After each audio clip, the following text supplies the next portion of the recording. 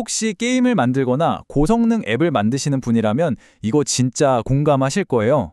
바로 C# 성능 최적화라는 주제죠. 오늘은 여러분의 코드를 정말 밀리초 단위까지 더 빠르게 만들어줄 11가지 실전 팁을 하나하나 파헤쳐 볼 겁니다.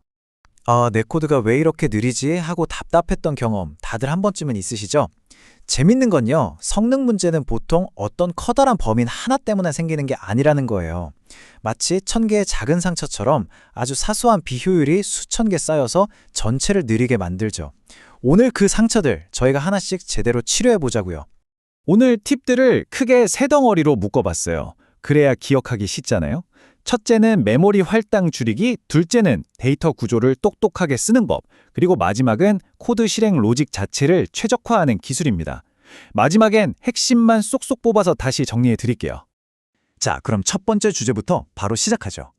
성능 튜닝을 할 때 가장 먼저 봐야 할 곳, 그리고 가장 효과가 확실한 부분이 바로 이 메모리 관리입니다. 쓸데없는 메모리 할당만 꽉 잡아줘도 코드가 확 빨라질 수 있거든요. 우리가 리스트 같은 걸 많이 쓰잖아요. 근데 이걸 만들 때 처음부터 몇 개 정도 들어갈지 예상해서 용량, 즉 캐패시티를 지정해 주는 게 정말 중요합니다. 이게 왜 중요하냐면요. 미리 안 알려주면 아이템이 하나씩 추가될 때마다 공간이 부족하네? 하면서 내부 배열 크기를 늘리고 데이터를 복사하고 이 비효율적인 일을 계속 반복하게 되는 거죠. 자, 이 데이터 좀 보세요. 이거 진짜 놀랍지 않나요? 캐패시티를 미리 정해준 거랑 아닌 거랑 메모리 할당량이 2배 넘게 차이 나요. 이렇게 간단한 습관 하나가 메모리를 엄청나게 아껴주는 겁니다. C샵에서 스트링, 즉 문자열은 한번 만들면 절대 안 바뀌는 불변객체예요. 그래서 플러스 기호로 문자열을 계속 붙일 때마다 사실은 메모리에 계속 새로운 문자열 덩어리가 만들어지고 버려지고 있는 거예요. 낭비가 심하죠. 이럴 때 스트링 빌더를 쓰면 불필요한 메모리 낭비 없이 아주 효율적으로 문자열을 조립할 수 있습니다. 특히 반복문 안에서라면 이건 선택이 아니라 필수입니다. 이 그래프 보면 그냥 말이 필요 없죠.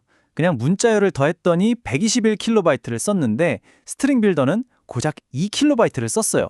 이건 비교가 안 되는 수준이에요. 정말 흔하게 하는 실수이면서 또 가장 고치기 쉬운 성능 병목 지점 중 하나입니다. 다음 팁을 보려면 박싱이라는 개념을 잠깐 알아야 해요. 어렵지 않아요. 그냥 인트 같은 작은 값 타입을 오브젝트 같은 좀 더 큰 참조 타입 박스에 넣는 거라고 생각하시면 돼요. 문제는 이 포장 과정에서 우리 눈에는 안 보이지만 힙이라는 공간에 쓸데없는 메모리 할당이 생긴다는 거죠. 이게 계속 쌓이면 당연히 느려지겠죠? 이 박싱이라는 게 정말 교묘해서 우리가 모르는 사이에 막 일어나요. 예를 들어서 문자열 안에 변수를 넣을 때 정수 같은 걸 그냥 쏙 넣어버리면 내부적으로 박싱이 일어날 수 있거든요. 이걸 피하는 아주 간단한 꿀팁이 있어요. 그냥 그 숫자 뒤에 점투 스트링을 붙여서 먼저 문자열로 바꿔주는 거예요. 끝! 정말 쉽죠? 보세요. 진짜 별거 아닌 것 같은데 이 작은 차이 하나로 메모리 할당이 거의 절반으로 줄잖아요. 바로 이런 게 티끌 모아 태산인 거죠. 이런 작은 최적화들이 모여서 큰 성능 차이를 만들어냅니다. 좋습니다. 이제 두 번째 주제로 넘어가 볼게요. 클래스를 쓸까, 스트럭트를 쓸까? 이 작은 선택 하나가 성능에 얼마나 큰 영향을 주는지 한번 살펴보겠습니다. 스트럭의 가장 큰 장점이 뭘까요? 핵심은 바로 스택에 저장된다는 거예요. 클래스는 힙이라는 곳에 만들어져서 나중에 가비지 컬렉터가 와서 치워줘야 하거든요. 근데 스트럭은 스택에 착 생겼다가 일이 끝나면 착 사라져요. 훨씬 가볍고 빠르죠. 그래서 작고 간단한 데이터 묶음은 클래스 말고 스트럭을 쓰는 게 훨씬 이득입니다. 이 벤치마크 결과가 모든 걸 보여줍니다. 클래스를 썼더니 32바이트 힙 할당이 생겼죠? 근데 스트럭트는 어때요? 할당량 없음. 제로예요, 제로. 정말 깨끗하죠? 자, 다음 팁을 위해서 방어적 복사라는 개념을 알아야 해요. 리드 온리, 즉 읽기 전용 필드에 일반 스트럭트를 넣어두면요. 컴파일러가 이거 리드 온리인데 혹시라도 안에 있는 메서드를 불렀다가 원본 값이 바뀌면 어떡하지? 하고 걱정을 하는 거예요. 그래서 안전하게 스트럭트를 통째로 복사해서 그 복사본을 가지고 일을 처리하는 거죠. 그래서 이 쓸데없는 방어적 복사를 막는 방법이 뭐냐? 바로 이겁니다. 스트럭 자체에다가 리드온리를 딱 붙여주는 거예요.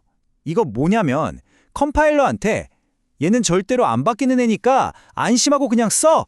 복사하지 말고 라고 확실하게 말해주는 거죠. 그럼 컴파일러가 더 이상 불필요한 복사를 하지 않습니다. 스트럭 두 개가 똑같은지 비교할 때요. C샵이 기본적으로는 리플렉션이라는 좀 무겁고 느린 방식으로 그 안에 있는 필드를 막 뒤져보면서 하나하나 비교하거든요. 하지만 iQtable이라는 인터페이스를 우리가 직접 구현해주면 야, 그렇게 복잡하게 하지 말고 그냥 내가 알려주는 방식으로 빠르고 간단하게 비교해 라고 알려줄 수 있습니다. 와, 이 결과 좀 보세요. 이건 진짜 충격적일 정도예요. 그냥 iEquatable 하나 구현했을 뿐인데 속도가 거의 100배 이상 빨라졌고 메모리 할당은 아예 없어졌어요. 0이에요. 스트럭트를 쓰신다면 이건 정말 무조건 해야 하는 최적화입니다. 비슷한 원리로 딕셔너리도 더 빠르게 만들 수 있어요. 예를 들어서 어떤 객체를 딕셔너리의 키로 쓰는데 모든 필드를 다 비교할 필요 없이 고유 아이디 하나만 같으면 같은 걸로 쳐도 되잖아요. 그럴 때 아이디만 딱 비교하는 전용 비교맨, 즉 iEquality 컴페어러를 하나 만들어서 딕셔너리한테 알려주는 거예요. 야, 앞으로 얘네 비교할 땐 이 친구한테 물어봐 하고요. 그럼 키를 찾는 속도가 훨씬 빨라지겠죠. 자, 드디어 마지막 세 번째 주제입니다. 이번에는 우리 코드의 실행 로직 자체를 좀 더 날카롭게 다듬어서 성능을 높이는 기술들을 살펴볼게요. 보통 람다식은요, 컴파일러가 우리 모르게 뒤에서 클래스를 하나 만들어서 메모리를 할당할 때가 있어요. 로컬 함수는 그런 할당을 피할 수 있는 경우가 많아서 더 유리할 수 있습니다. 근데 여기서 진짜 중요한 게 있어요. 로컬 함수를 델리게이트 같은 걸로 넘겨줄 때는 오히려 람다보다 더 많은 메모리를 쓸 수도 있으니까 이건 상황을 잘 보고 판단해야 합니다. 다음 팁으로 넘어가기 전에 이 말을 꼭 먼저 하고 싶어요. 원본 글쓴이가 한 말인데 이건 링크가 나쁘다는 게 절대 아닙니다. 저도 링크 정말 좋아해요. 라고요. 저도 마찬가지고요. 링크는 정말 우아하고 강력한 도구죠. 지금 할 얘기는 링크를 쓰지 말자는 게 아니라 언제 조심해야 하는지에 대한 이야기입니다. 정말 수만 번, 수백만 번씩 반복 실행되는 아주 중요한 코드 구간. 우리가 보통 핫패스라고 부르는 곳 있잖아요. 바로 그런 곳에서는 링크가 주는 편리함의 대가로 약간의 성능 저하가 생길 수 있습니다. 그래서 이런 극도로 민감한 부분에서는 좀 못생겨 보여도 전통적인 for loop나 for each loop가 더 나은 선택일 수 있다는 거죠. 데이터를 보면 바로 답이 나오죠. 링크가 거의 8배 정도 더 느리고 약간의 메모리 할당도 발생하네요. 다시 한번 오해하시면 안 돼요. 모든 코드에서 링크 쓰지 말자는 게 절대 아니에요. 진짜 성능이 목숨처럼 중요한 바로 그 몇몇 군데에서만 고민해보자는 겁니다. 자, 10번째 팁. 이건 진짜 아는 사람만 쓴다는 그런 꿀팁인데요. 어떤 숫자를 2의 거듭제곱, 그러니까 2, 4, 8, 16 같은 수로 나눈 나머지를 구할 때가 있잖아요. 그때 나머지 연산자 %를 쓰는 것보다 비트 엔드 연산자 end를 쓰는 게 훨씬 빠릅니다. 예를 들어서 x%8이랑 x end 7은 완전히 똑같은 결과를 내는데 촉도는 비트 연산이 훨씬 빨라요. 드디어 마지막 팁입니다. 우리 개발할 때 디버깅용 로그 코드 같은 거 많이 넣잖아요. 보통 해시F, 해시엔드프 이걸로 막 코드를 감싸는데 솔직히 좀 지저분해 보이잖아요. 그럴 때 메서드 위에 컨디셔널 속성을 깍 붙여주면 아주 깔끔해집니다. 이렇게 하면 릴리지 빌드를 할 때 컴파일러가 이 메서드 호출 부분을 그냥 코드에서 싹 지워버려요. 큰 적도 없이요. 정말 우아하죠? 네, 지금까지 정말 쉴 틈 없이 달려왔네요.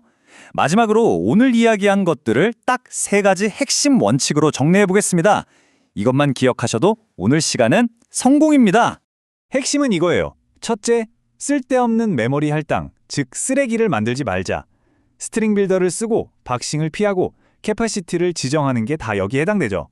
둘째, 데이터의 특성에 맞게 클래스와 스트럭트를 똑똑하게 골라 쓰자. 특히 스트럭트는 리드온리와 iQtable을 꼭 기억하시고요. 셋째, 가장 뜨거운 코드, 핫패스는 아주 날카롭게 다듬자. 이 3가지만 기억하시면 됩니다. 자, 그럼 이제 여러분 차례입니다. 오늘 들은 것 중에 이건 내 코드에 바로 써먹을 수 있겠다 싶은 거 하나 딱 떠오르지 않으세요?